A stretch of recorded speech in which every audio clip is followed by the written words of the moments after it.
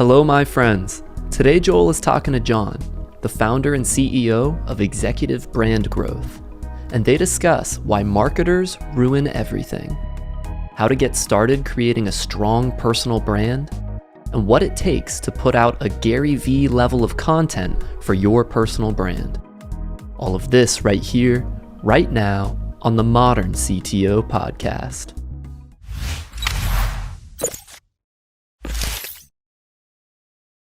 So for this episode being about tips for executives, technology professionals to become more known, get their content out there, not necessarily be famous, but just to have some content out there in the world so people can learn a little bit more about you after they meet you in person. Yeah. Maybe it's just a friend at a conference, maybe it's a professional opportunity. How do we sum up what the couple ideas that we've had? Can you give me like a quick 30, 60 second rundown of the handful of things they should be doing and thinking about? Absolutely. I would get them. Number one is think about that first impression, right? Think about how, if you had just a few seconds to not convince somebody, but to befriend someone, right? And then build a long lasting relationship. What would you do instead of what you're doing now? Right. So instead of what you're doing now is like, here's my accolades, here's my trophies. Like, you want to know me, you want to, connect with me because I'm important.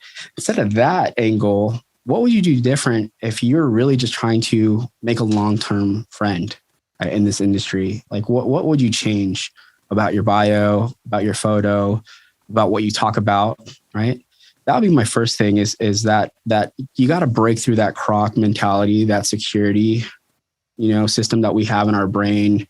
And the most automated way to do that is to optimize your platforms, optimize your LinkedIn, your bio, your photo, your banner is really important. If you have no banner, like that's like red flags security system for some reason, right? I don't know why. You don't have a bio, you don't have a profile robot. Pic. I'm like, okay, robot.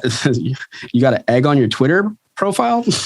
Not going to follow you. You don't exist. And that's the sad truth, right? Like the harsh truth is that if you're not optimizing those things or not thinking about those things, you get lost in the sauce or you get lost in the noise of social media. And, you're missing out on the authentic connectivities that you can create. And you're creating a barrier or friction between you and someone that could be a long-lasting business partner or something like that in the future, right? So in order to reverse engineer and let go or create a non-friction environment, I call it a disarming profile, right? How do you create a disarming personal brand, right? Well, how would you meet someone for the first time if you saw them at a family get-together or a company party? You don't start naming off your accolades. I could tell you that, right? Like, that's not how you build a relationship. And you don't go for the phone number first, right? You're like, man, you got to see if there's any synergy. So you got to optimize your profile and the way you present yourself to the world because you get only one first impression. Right. When I love asking, hey, what was your first impression of me? Before it was like, man, I was really intimidated. Like, I was like, oh my gosh, I got to change my persona. Like, I got to smile more or do something. Right. It took me a long time to figure out that how to create this disarming persona, because if I'm in the business of business, my goal as a business is to create impact. Sales, yes, obviously, but first impact. And then that's the first thing I would think about. The second thing I would think about is ask yourself, what are the three things you want the world to know you for? What are three things? Because three things are manageable, right? When you're making content. If you're asking yourself, what kind of content should I make? You go back to the three things, write it on a piece of paper, write it and put it in your purse, your wallet, wherever, and go back to that. Those are called content pillars. Those are called, core values, right? What are the three things you want the world to know about you, and what three things do you want to create in your world, right? So if it's, business leadership, thought leadership, or, you talk about tech, like people know you, Joel, and, CTOs, like you're talking nerdy stuff, engineering, right? That's how people know you. But other people, will see you as a family man, right? Or a entrepreneur, right? So there's like 3 things in the scope of what we do on a daily basis. So you got to ask yourself, what are those 3 things that I want people to know me for? And then if you're not creating content, or if you're creating content that doesn't align with those 3 things, I call that random acts of content. You're just making random stuff and hoping that someone would care, right? But that's the other thing. You got to think about, what do you want to try? What are you trying to say? And who's your audience that you're saying it to, right? You got to think about, what kind of value would they get from this post? Right? What kind of, would this disarm me as a personal brand? Because as a leader, it's intimidating, right? Like when you reached out to Vayner's head of Claude. Yeah, Claude.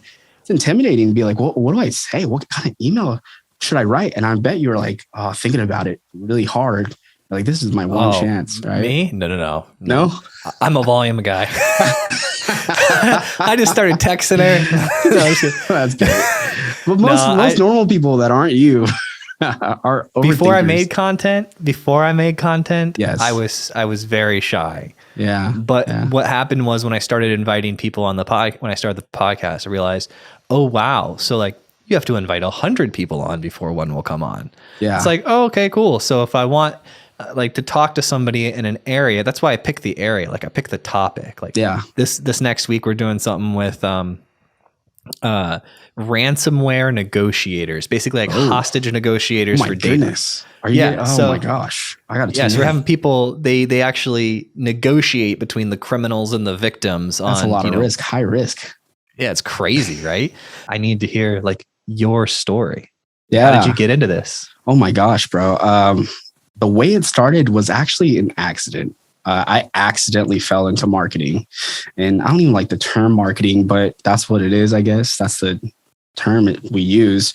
But it happened because, of MySpace and technology and the internet and social media started blowing up and stuff. And I grew up in, like, we're fairly the same age. So like, millennials, I don't even like that word, but we're a different kind of millennial, but born in late 80s, right? We're like 90s kids and stuff like that. We remember the days where dial-up, happened and stuff like that. So like we kind of adopted the technology, but, it goes way back to, even my whole life journey and story. I was adopted as a baby, and I was also the first generation of immigrant parents. So my dad was like in Vietnam, and he came from the Philippines. So my mom, she came from the Philippines. They started a brand new life in the States, and they adopted me when they were a lot older. And I felt like I had this like, kind of like not disadvantage, but I felt like I had to like work 10 times harder in life. And I felt like I had, to just do better than everybody else, or feel like I have to work harder than everybody else, because everybody was just, born for greatness. And I was like, I don't even know where I come from. I felt like that, mentality. So I really naturally gravitated towards creativity, because my dad, he always took photos as I was a kid. Anytime that we went on vacation, and we went on a lot of vacations, he always brought his camera out, and he was always taking photos. I remember I was just like a little kid, and I was just so fascinated because, he'd go get them developed, and we'd look at the photos growing up. And I remember picking up my first camera at a very, very young age, and then having a video camera when I was like 10 years old. And, me and my friends, like, because I was so drawn to creativity and music, and it was just so out of the box. It was so like not, towards any Asian culture, because, I'm a male Filipino. So like typically we'd go like the nurse doctor route, and like, government job security. But I was just like, that doesn't really intrigue me. And I just have this creativity inside me, and I just want to explore that and express that. So, I started filming like my friends, and they were skateboarding, when I was a lot younger, and I was like, oh, this is amazing. Like, this is so much fun. I get to create something that never existed. And here it is. I get to watch it. I get to play it back. I get to almost encapsulate this moment in time and just rewatch it over and over and over again. It was very fascinating to me. And if we move forward, like I started editing and doing all these things in high school. And I was like, I just stuck to creativity and music and audio and all that stuff. Then MySpace came. And I was like, I just want to be a rock star. I want to play music, write music. I want to express myself. MySpace was totally mind blowing to me because I could share stuff and people would find it. And I mean, the whole top 8 thing was a little crazy. I was always switching my friends. I'm like, you're not my friend this week. We're just going to move you down. But the whole concept, I think it was the technology that blew me away. And growing up, I think creativity and technology was like the biggest things in my life that I gravitated towards. Like my parents would get really frustrated at me because I would take things apart, like radios and remote controls and like all kinds of stuff. I just wanted to know how they worked. Like, how did this thing work? How was it designed and how did it function? And then had the creativity part. I probably drove my parents nuts as I was growing up. But when MySpace came, it was really fascinating because I started learning how to play with audio and engineering. I used to actually record my music when I was in high school in my bedroom, and I just started learning. And we had the fascinating thing about like Yahoo and all these search engines. I was like, how do you record? So I went to like Guitar Center. Most of my life in high school was spent at Guitar Center, just kind of like purchasing gear and testing things out. And I was like, I'm going to record this. I'm going to put it on MySpace. And then like, I'm going to learn HTML, right? So most of the coders out there are like, yeah, I was a MySpace coder. I learned HTML. That's what got me in to the engineering and coding and programming space, And when I was in high school, I was learning like CSS and all kinds of stuff, and C+ and all that stuff. I was like, oh, this is fascinating. I could integrate this into MySpace because you could code it. So I started designing MySpace pages when I was in high school for local bands. I was like, oh, this is rad. I'm going to build these MySpace pages for bands and they're going to give me money to do it. That's cool. And people are going to see the work that I do and they're going to be like, who did your MySpace? Oh, John did. And later, on, I learned my name was getting around, starting to build more MySpace pages. And then that led into just developing more content like photography and filmmaking. I graduated high school, went to art school for 6 years in Santa Monica, the Art Institute. And funny enough, it was like a 2-year program. And I was like, I'm going to stick around for a while.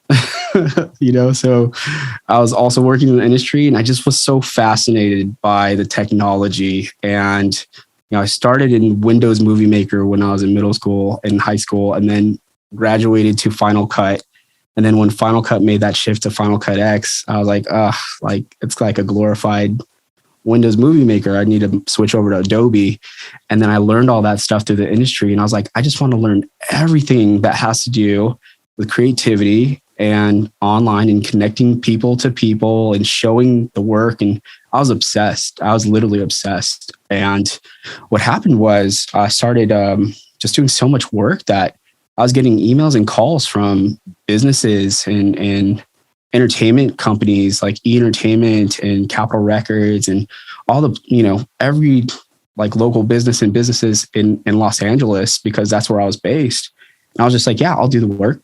Yeah, I'll do it for free. Okay, I just want to learn. I want to gain experience. So I started getting to that and I started directing commercials and then music videos. And I was just getting all kinds of like learnings. And I was like, oh, okay, like this is what marketing is. Like you're getting attention. And I started filming and kind of going, following around influential people and filming them like LL Cool J and, people that are in LA. And I was like, oh, this is a thing. Like I get to follow celebrities around and then they post it on whatever outlets they want or post it on, TV and MTV and all that stuff. They get to use my content. That is the wildest thing, to see your content on TV. And I'm just like, oh my gosh, like, what is this all about? And so that was kind of like my journey. And in my late 20s, I started using that in marketing strategies and developing a lot of techniques and processes for companies that were trying to, really get their hand on the internet, the power of marketing and branding. And over the years, I just learned like, the best way to build brands is through people and personas. And that's like the closest thing, to great marketing is tying it to a person and the mission that they're on and the why and why they're a part of this company. Why do they believe in this brand? Why do they, do what they do every single morning? Like those are the things that really intrigued me. And I was like, how do I help them tell their story better? So I spent a lot of time, working and alongside of these people. I learned so much and been very blessed to do the work that I do now. So that's kind of like the journey in a nutshell.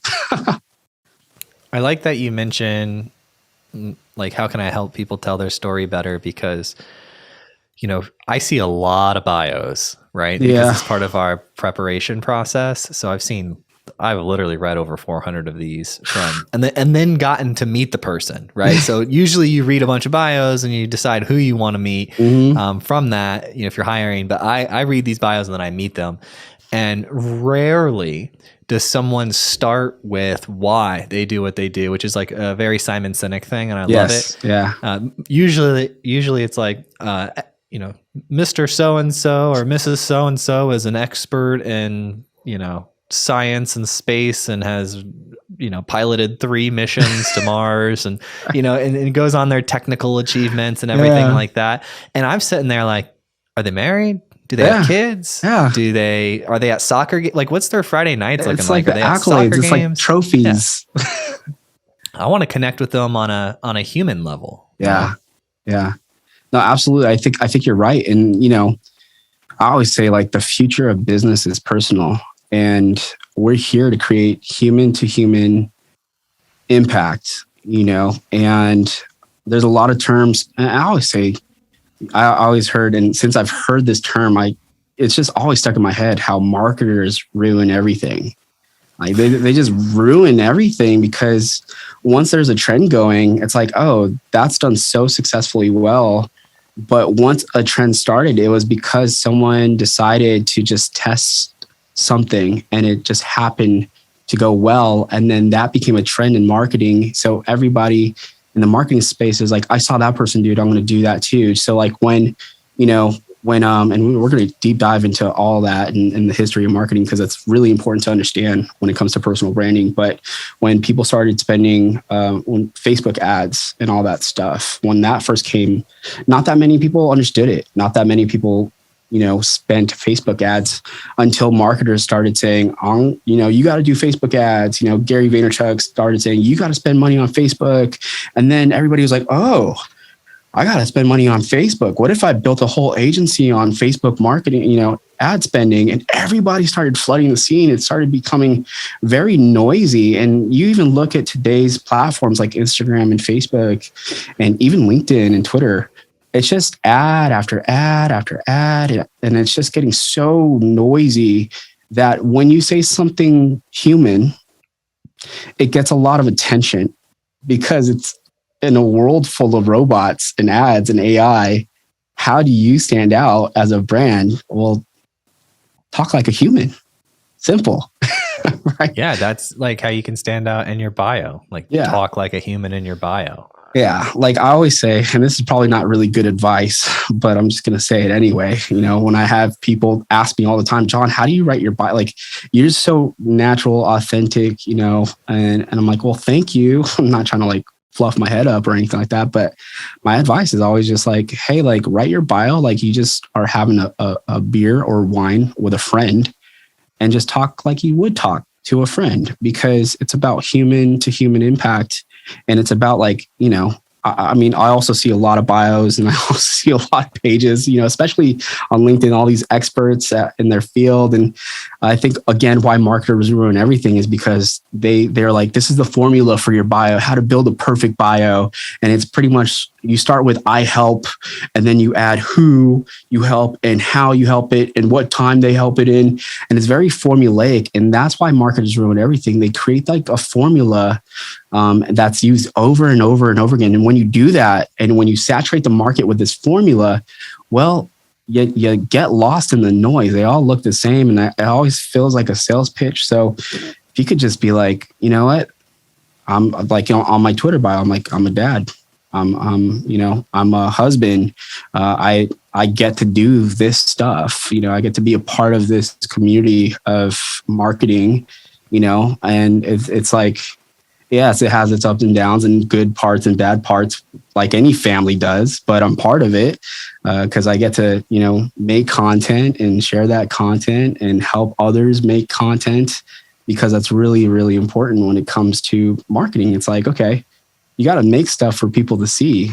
Well, how are you going to make stuff? I don't know. I just thought, especially with an engineer industry and the engineer space, well, I've been so focused on building this prototype for 6, 7, 8 months, maybe a year.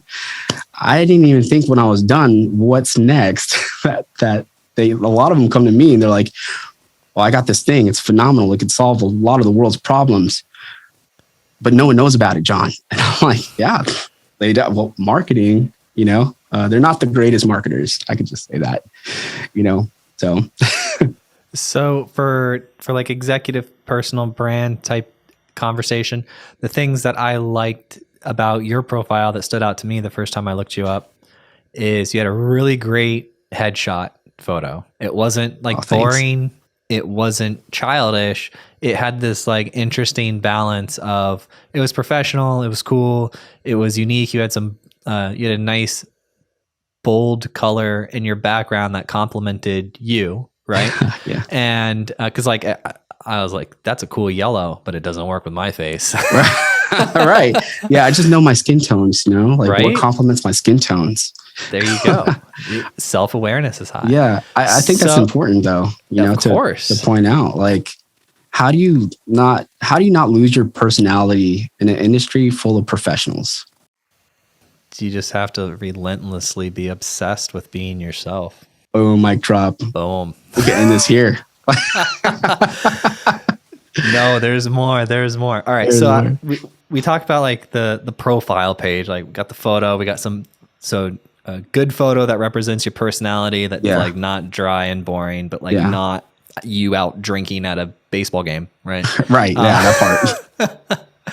And then you've got a bio that's written in a way that stands out. So what I play this game where we'll go get 10 of something. Like if we're designing a new podcast, right? Yeah. We'll look at the category, look at the top 10, and we'll put them all side by side. And we say, how do we make this one look like it belongs, but also stand out? Right? That's it has good. to look like the set, but also stand out. Yeah. And so we'll play that game with the designers so that we get something that when you look at it, you're like, oh, that looks like it's a top podcast. Yeah. We're like, yep.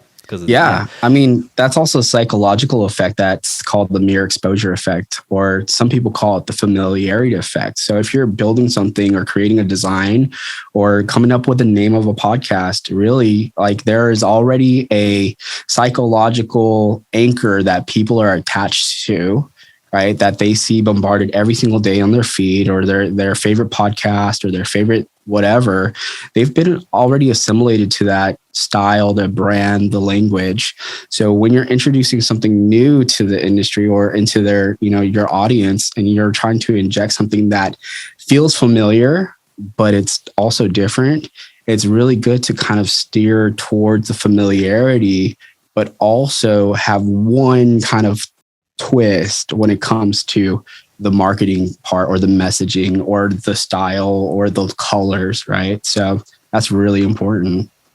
Yes. That first impression, beautiful profile page or whatnot. Maybe let's just go with LinkedIn for this discussion, right? It's like a nice LinkedIn profile. I was just trying to think, like, there's so many things you can do when it comes to content creation. That was one of the things I found out really fast, right? Everyone's like, how do you produce so much content? I'm like, we don't produce a 10th of the content I want to produce. But you have to pick and prioritize. But when you look at the landscape, right? If you want to stand out as an executive, you can you write a blog post, maybe. Well, I would say that like doing that profile stuff is probably the most important. Because when you get into like blogs and books and things like those types of content, I find personally that I use those after the initial intro. So let's Yes. scope the conversation even farther to hiring or bringing a partner on. Like, it doesn't have to just be hiring for a job. You could be bringing a business partner on, and you're researching this person. Step one, are they professional? Are they clean? Do they match my style? Yeah. And you can't be everything to everybody. That's why you have to just be you really intentionally. Yeah. If your audience isn't familiar with kind of like how the, stranger to client journey is, like the funnel of marketing, because it applies to really not just a brand, but it applies to your personal persona, your brand online, your LinkedIn page, right? That, how does someone go from stranger to like, oh, like we're friends now? Actually, you're a client of mine, right? So how do you go through that stage? And there's a process. And again, I think the reason why marketers ruin everything is that they try to expedite the process, right? They try to close a sale when they put up an ad. And that's not what marketing is. Marketing is a department. It's a living, breathing thing where you're supposed to test, learn, and adapt. But most of the times, executives or teams or a marketing team would really ruin the process because they try to attach sales because they're like, well, ROI, how do we set up some key performing indicators for our marketing budget? How do we, close the books on marketing or make sense for our bottom line? But that's not what marketing is designed for. Right? Marketing is designed for attention. Marketing is designed to build trust, right? And personal branding, I think, is simplified in the word trust because it's personal. You're building trust in your whole career. You're building trust as a personal brand, as a person, right? And it's a fastest way to gain trust is because you have a consistent reputation in the market. So going over kind of like the history or like the funnel of marketing kind of follows, the first impression and then the consideration and all that other stuff. But it starts with the top, which is exposure. How do people find you? And there's like 3 categories that I'd like to, or like 3 degrees of exposure I really love to talk about a lot, which is that first degree, which is your first degree, right? If you're on LinkedIn, you know how it says like, oh, you're first degree away from, who your friend, or they want a friend request you or follow you. It's like, oh, I know him, that's Brad, right? That's Joel. Like, yeah, of course, I'm going to go ahead and follow, right? We're going to connect on LinkedIn. That's my first degree. And the second degree is like, this is a friend of a friend. So Joel, you were my second degree through Brad, right? So we made a connection. And then we started getting into a discovery phase a little bit. You're like, let me do a little research. I need to know who this person is. And then, which is great because that kind of brings you a little bit closer, right? In proximity. And then that third degree is you're not really friends, but you heard about the person and they're not really in your circle, but you've been exposed to their podcasts. Maybe they wrote an article on Forbes. Maybe they were a guest on someone's show. Maybe you found their book in the Barnes and Noble section, or, you downloaded a PDF or white paper. That's where I absolutely would love to see executives thriving the most in that third degree of impact when it comes to their personal brand. And there's also a bonus degree. It's the fourth degree, which is the person that you admire in the industry. Maybe it's not even your industry, but it's like, like I admire the Gary Vaynerchuks, right? And when you get, rapport, or when they recognize you, you've reached that fourth degree of impact where you're like, oh my gosh, like how does this person that I've been following, they don't even know they've been mentoring me, but they just totally recognized the work I've done.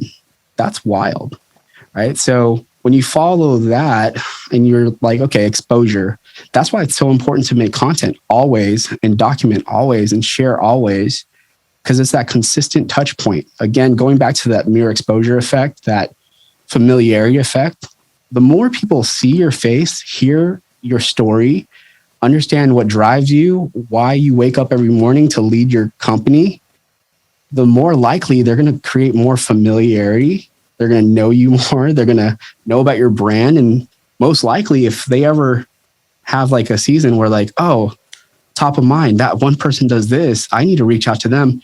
You're going to be that person, and you're eventually going to create like a sale or get them into the system somehow, because they constantly think about your content all the time, the things that you say, probably to your staff, probably to your colleagues. Even Zoom calls are great to record, because you never know what comes out of Zoom calls, like just the communication part. But that's just exposure, right? There's another segment under exposure, which is called discovery. So like you saw some of my posts, you were exposed to those things. You're like, oh, I need to find out more, right? So as you go through the stranger to client journey, that discovery phase is next. And you're like, oh, I got to do more research about this brand. I got to do research about this person. I need to start looking at their post, and maybe even go to Instagram, Twitter, different platforms. Like they get curious enough, right? To kind of go into that discovery mode. And then they finally go into this consideration mode. They're like, oh, you know what? I've watched like 7 videos of Joel. I've listened to 10 of his podcasts. I'm gonna consider just jumping in the comment section. I'm gonna consider just shooting him a DM and seeing if he responds. I'm gonna consider reaching out to his team. I might need some help with this or that. So it goes from consideration to that nice bottom of that funnel, which is conversion. Right? They actually started doing work with you. They start becoming a client of yours. They start, getting into this groove now of like, oh, this is a relational thing, and it's a value trade, and then there's a transaction being made, and then you go into client relationship. So you start building out that relationship, and that last bottom of the thing there is client retention. How do I continue to nurture our relationship and keep that relationship? So that is like the scope of what a marketing funnel looks like a typical journey. And this is the same funnel that's used for personal branding, right? You could apply this to your executive brand. If you're, thinking about, your audience's journey, how do they discover you? How do they discover not only you, but your authentic you, right? Because, everybody's kind of in this, we call it croc brain mentality. It's like a security, and I'm sure you're familiar with that, but it's in our frontal lobe, and it's like a security system.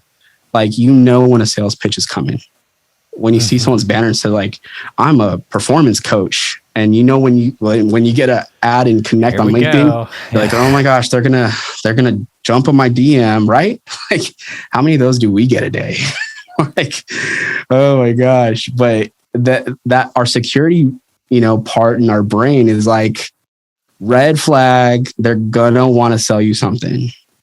So how do we disarm that? That's why, again, I'm going back to the marketers ruin everything, is that they're not, I feel like we're not smart enough to like, because we have we're so attached to a sale, right? Because it's been ingrained, and it's like numbers, like, oh, you got to hit your quota this month, or else, our department's going to fry up, and, we're going to have to let you go because it doesn't make sense to our bottom line, which is what a lot of companies deal with. And their turnaround is ridiculously crazy, right? But if they really just focused on building that department, which I would call it a media department, because that's what marketing is.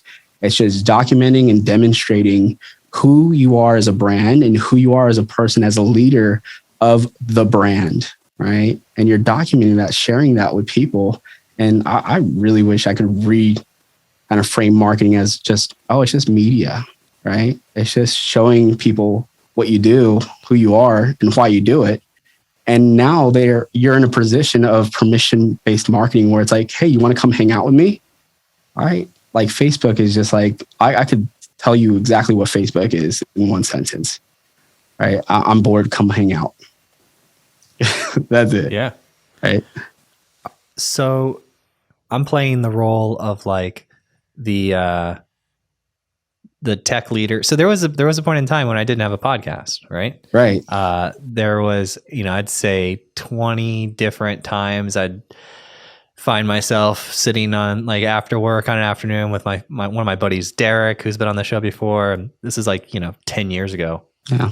And we would, brainstorm starting a blog, or maybe writing an open source project, or like, doing different things, different ways to share like our knowledge or our experience that we've had.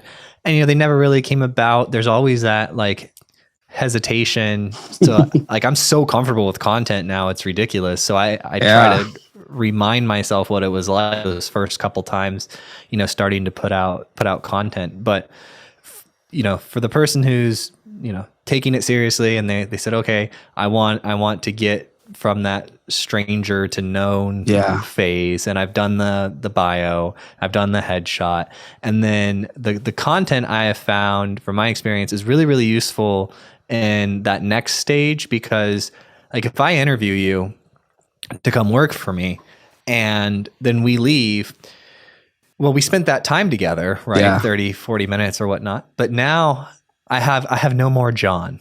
That's it. That was my complete. I can't go online and read about you for 5 hours. I can't go read your blog to see what you've been thinking if you don't have one, or how you think on specific topics, or even the progression of your writing. I can't watch your vlog videos. I can't watch you talking to other industry experts about specific. I can't get to know you better because you have no additional content. That's absolutely right. And it's so funny because I talk to executives every single day, and a lot of times the conversation is like, why? Like for me, I'm telling them, I'm like, why are you being so selfish? Yeah. Like, imagine telling like a high-level CEO of multi-million-dollar company, like, why are you being so selfish? He's like, John, what do you mean selfish? I was like, I don't see you making any content. I don't see you putting anything out there. Like you're leading a company, you're leading people, and you're being selfish because you're not sharing your leadership. You're not giving people an experience to get to know who you really are behind the brand, right? Most things are just filtered through comms teams anyways. That's right. Oh, I got a marketing shoot for that. Oh, I got an email to, I got a copywriter for, for that. It's like, no. You got to make content. I want to know you as a CEO, as a CTO, as a CMO, you name it, right? Even the most like tedious task, right? CFO, right? I want to just know you as a person, because every single person that has, a leadership role is a human being. You got a family. They love hobbies. You got hobbies. Like that is the quickest way to build rapport. I feel when people can align and be like, oh, I didn't know they liked fishing. I love fishing. Let's talk about fishing. What can we talk about? Right? Or like, oh, you're an engineer, right? What do you think of Web3? Like, what can we talk about? The camaraderie part is the thing that brings us closer. What can we find together that makes sense and have alignment in? And that's why I absolutely love our friendship. Every time we hang out and every time we talk, I'm like, bro, we could talk for hours just geeking out and like talk about life. We just have so much alignment in many different, areas of our life, and like the journey that we're on, right? Where it's just like, we have so much camaraderie. It's just so natural to continue having those conversations. So what are these executives and these tech leaders, how are they creating camaraderie even when they're not having that face-to-face? Because we're busy people, right? They're busy. They're running a company. How do you decide? Like, you have all these avenues. Like, oh, I could go start a podcast. Mm-hmm. You don't have to interview people. You can just do one of the most successful podcasts is this guy that I love named Jonathan Kurtel, I think is. Sorry if I'm butchering your name, buddy. But it's called Developer Tea, and it's essentially a monologue type. Yeah. The short 15-minute deals. But like, there's so many opportunities to create content. Absolutely. Most popular is blogging. Yeah. YouTube channannels. Yep. No one really goes on MySpace anymore. Yeah. I mean, I logged into mine a couple of weeks ago. It was scary. Just for fun. Just shows me, it reminds me of where I came from. How do you help people? Yeah. How do you help them figure out like where to start? Like, I love how this. do you start? I love this question because it's really simple, right? It seems complicated. Where do I start? That question, I think, stems from the root of, I've seen them do it. I could never do that, right? I could never get on camera. I'm not a technical person. I barely know how to send a text message, right? Well, you shouldn't be in the tech space, by the way, my opinion, right? But a lot of things stem and root from the comparison complex. Like, oh, they're already, but you have no idea how many years that Joel has been doing this for. You don't know how many times he's practiced over and over and over again. I can guarantee you, if you can think back to your first podcast, how exciting was that? Right? You can even say it. Like, how was that experience? Tell me about it. It was Derek. We actually aired it as like the 6th. Like, I don't know. It wasn't the first. We didn't air it as the first. Why didn't you air it as the first?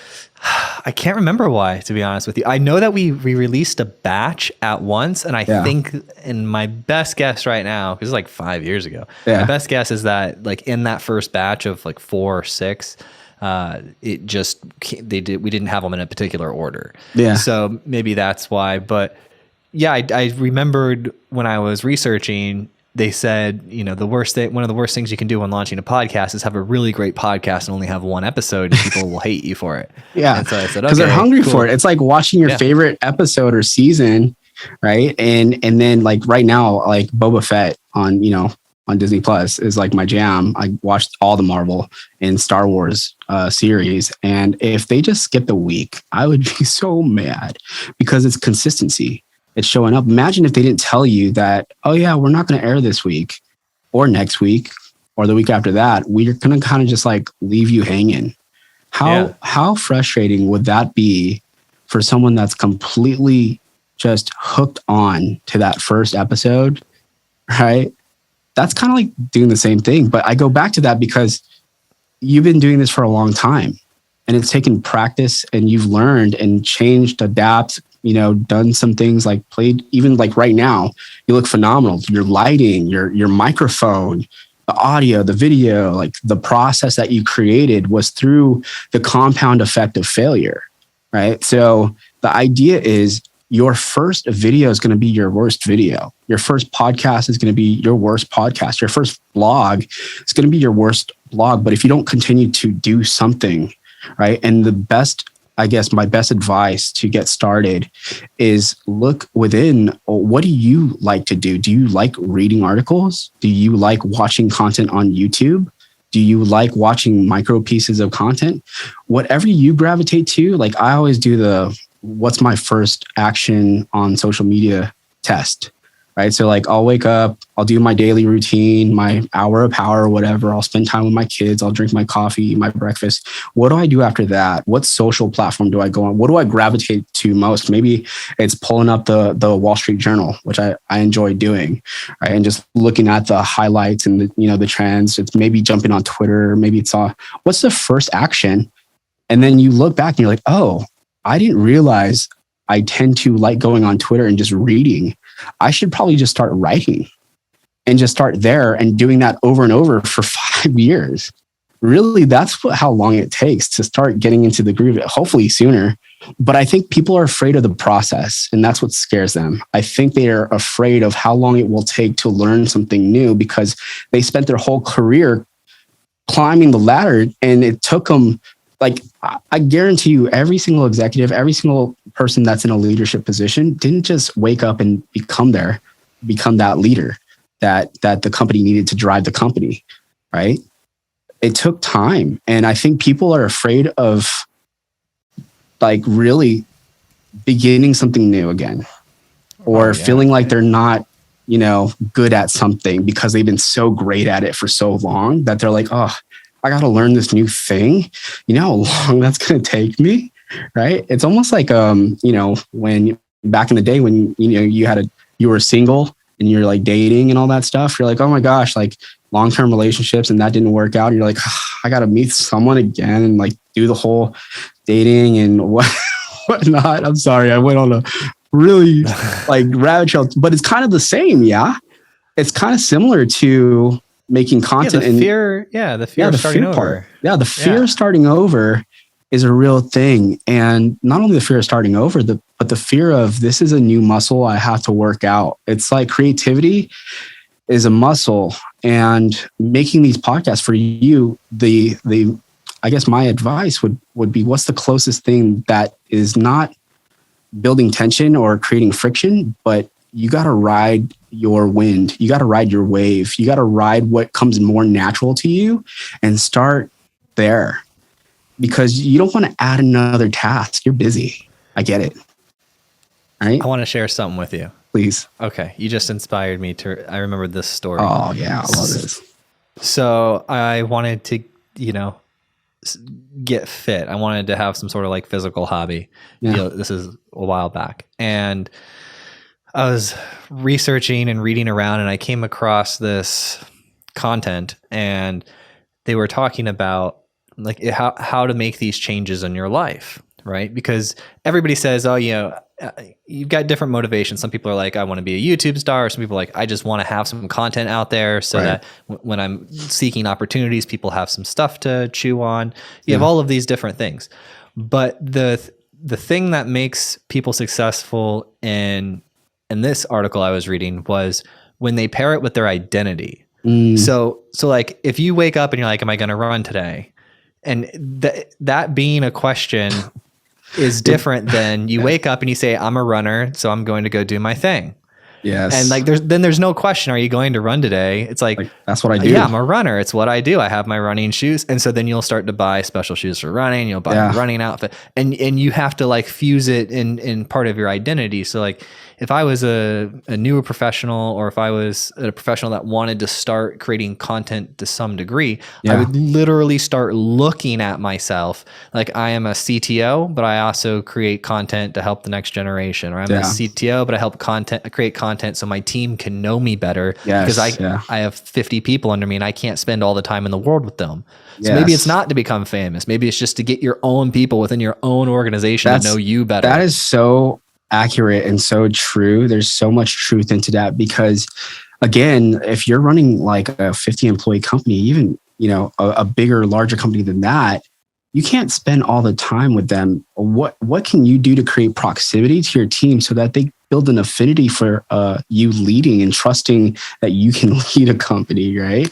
And funny enough is that when you do the research, I've listened to a lot of Gary Vee stuff, and he talks about his company culture. He has a chief of culture, right? And what he's doing is when their employees see his content out there and like, just the brand that he's built, they're like more likely to stay and be a part of the company, because he puts himself out there so much that it's just like, like what he says is true. And he has accountability to the things that he says, which creates a dynamic and exciting company culture where it's like, I don't really see myself leaving here, because the CEO, the founder is really a media person they don't even have to be technical. It's just like, they just always drive the vision. And I get to hear the vision on a daily basis, and I get to attach myself and say, I want to work for that guy or girl. I want to work for that leader, and I want to be part of that company. And what you don't recognize is that you'll start getting, people from all over the world that will stumble upon your content and be like, what would it be like to work for and with them? Right. And like I always say, like, you're one piece of content away from changing the trajectory of your company. You never know, right? You just never know. And if you keep on doing that and practicing just like a muscle, right, you're going to be a practitioner of it.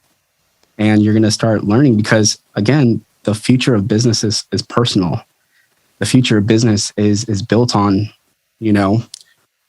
impact and proximity and human impact. If you're trying to create human impact and create, a phenomenal company culture, or even, what drives you every morning and the vision that you have, you got to communicate that, not just with the world, but you can even communicate that with like a weekly, video newsletter to your employees. And it just sends out to your employees through email.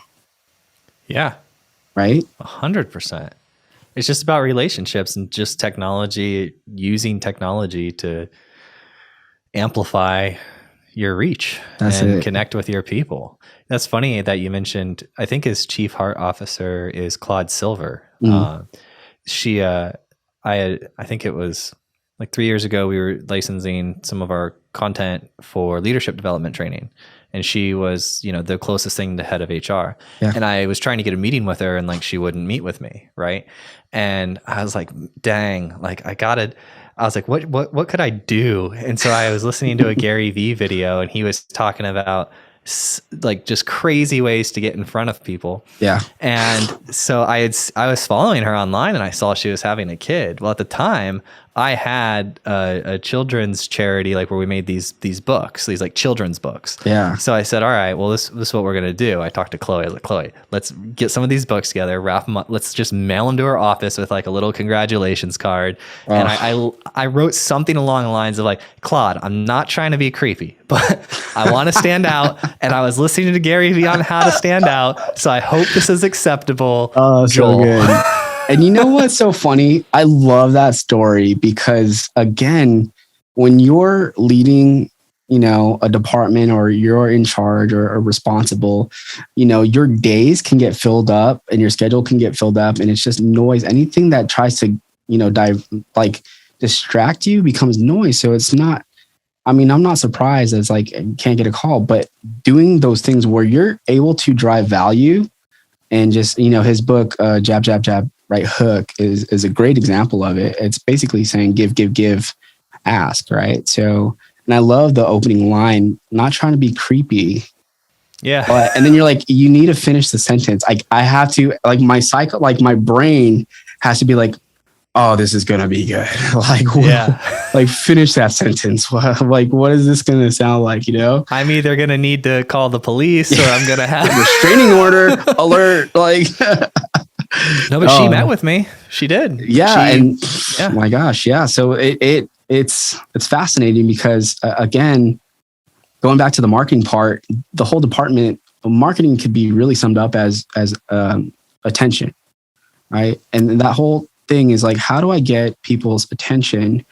And, when you add, and the whole history of marketing, if we go back, it went all the way back to the first printing press, right? So like you had to, like, they were communicate. It's a communication tool.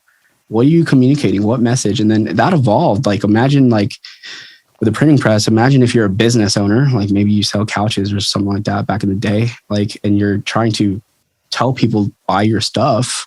You have to figure out how to create a message on a newspaper, like for people to read. Bro, you would just shout it from a mountaintop. I'm selling this couch. Yeah.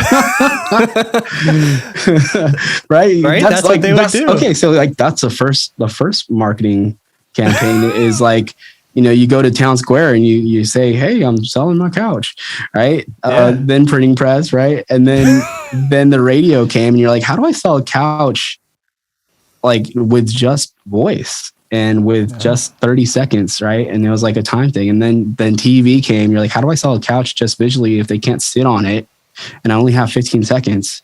And then time got shorter because the attention spans got shorter. And then social media came. It's like, how do I sell a couch on social media? Well, the attention span 7 seconds and they can't see it. So, like there was just so many complicated, but now like how marketing has evolved. And I think the influencer marketing industry became like $1 billion industry pre-COVID. And then, like people are starting to sell stuff. And you're like, oh, that's my favorite person, my celebrity. Oh, they're selling, like they're a part of that brand. I got to buy that. Right. I think the very first influencer was like Oprah, right? Or back in the day, but they're using personal brands to sell stuff, right? Because of trust, no likability. That's why you have, if you want to sell a couch, just let Shaq sell it because he sells everything. Apparently, like he'll do any commercial. Like I see him all over the place. He's selling insurance. He's selling this. I'm like, just get Shaq to sell it. It's fine. People will buy. He's got some great life advice. I see him on, like social media, these little clips of him talking. Every time I see him, I stop to watch because he's always got something that will make you think. It does. I feel like he's just come to a place. I think he's like, I don't want to be a celebrity anymore. I'm just a human being. Right. He'll actually go to like EDC and all that stuff and hang out with fans, like he's like a normal human being. And I think going back to Shaq, he has a phenomenal, strong personal brand. I would say it's strong because it's so relatable. Like he's just honest and authentic. He doesn't care. He's Shaq. He made it. Like this dude made it. but he's still willing to hang out and spend time with people because he's a normal human being, which is crazy. And I'm like, oh, if I could take a chapter out of his book, I just need to start being a normal human being and having, conversations with people, and don't think of myself as, oh, I'm this busy leader person. In fact, like, how do we start getting back to the human to human impact, right? Well, how can I start having more conversations with people? And I think the collaborative part, and the thing that's really exciting about what we do, is that creativity shouldn't be siloed. It shouldn't just be you. Creativity happens when you get, like, even throughout this whole podcast, there's been ideas that spark new ideas and new stories and it just creates and evolves. That's why I love the idea of collaboration so much, and doing creativity together and building teams to create that environment of, like, you never know what could happen. You never know what ideas could be born, but then those ideas need a plan. Right. Yeah. So, yeah. When you were talking about, I guess it would be like, not necessarily attention, but like attention spans, right? Getting shorter. So I've thought a lot about that, because it's a common phrase, and there's plenty of data. I've looked it up. There's plenty of data that shows that that's true. Mm-hmm. But then there's also plenty of data that shows, like, Joe Rogan's like the most successful personality in the world right now, right? Yeah, like 2-hour podcasts. Yeah, like, and they listen to every second. Right? Yeah. And so I was trying to, like, within myself, trying to somehow settle that. Like, okay, if the attention span's like not even 15 seconds, but yet people are listening for 3 hours. Like, how do you reconcile that? And so I love this question. Yeah. So I haven't tested this. I haven't run this by the experts. Yeah. But what I've come up with, looking within myself, I always start with, like, subjectively first. Yeah. Is it's not attention span as much as it is, like, time to value. Yeah. So like, you're so spot on. Like, if I give people value right away, and then I continue to deliver value, and I'm like, value. That's what Rogan's podcast is doing. That is, he instantly, right when the show starts, they cut it in at some interesting part of the conversation, right? Well, so boom, value. That's the formula, I think, today, because I think two things about the attention span and value is number one, I always say, like, your vibe attracts your tribe. You're not going to reach everybody. If you're trying to reach everybody, you're going to reach nobody. So if you understand exactly who your audience is, like Joe Rogan understands, he has a very, very broad audience. But what is intriguing is that he's asking the questions that we want to ask from experts, or, subject matter experts in their field.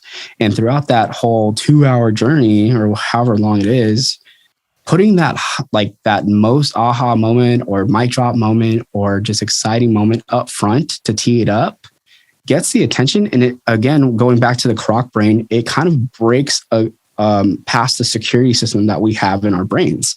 Now it's funny enough, a goldfish attention spans like 7 seconds or 6 seconds. Ours is like 3. So what does that say about society?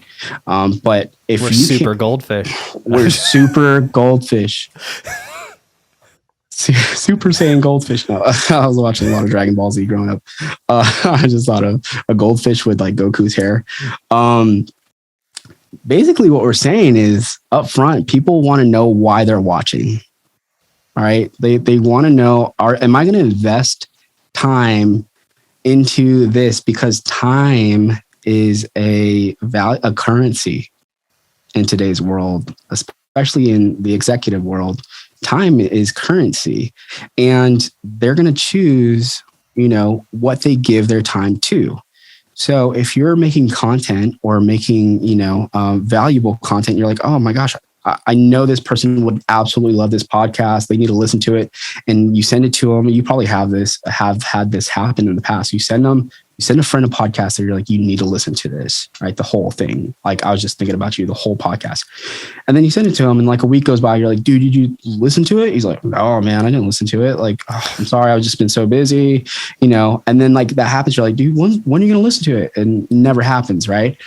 It's because the value, it's like, it was valuable to you because it actually captured your time. You traded your time for the value that you got from it. But if that podcast put up front 3 seconds, 5 seconds of value that grabs that person, oh, this is what I'm going to get into. I am here. I'm going to grab my popcorn. I'm going to listen to it. And they deep dive into it as it gradually tells a story. And like, oh, I need to find out where that part of the podcast is. They're going to stay all the way to the end because they're hooked, right? So that's the hook. You got to find, if you're making content that you want retention on, you gotta hook your audience. You got to let them know up front, like, this is what you're going to get from this content. Enjoy it. Stick around. There's more exciting stuff happening, right? I want to make sure that we get any sort of calls to action. People want to learn more about you. What's your website? How do they find you online? Yeah, awesome. Well, first of all, thank you so much for having me on the podcast. It was so much fun. I felt like the time was so short because I love having conversations with you, bro. So if you want to find out more about who I am and what we do, you could go to executivebrandgrowth.com. You could follow me on all social medias, Facebook, Instagram, Twitter, LinkedIn. I'm on all of them. It's just at John Mediana. Media is actually in my name. I felt like I was born to do this. It's crazy. That's funny. Yeah. Yeah, and that's it. I would love to continue the conversation with you online, whoever's listening. And I hope this was helpful. I hope it really helped your audience, Joel. But start today. You just got to start because you can't get to the 100th episode or 100th piece of content if you're stumbling on the first or second piece. So just do it.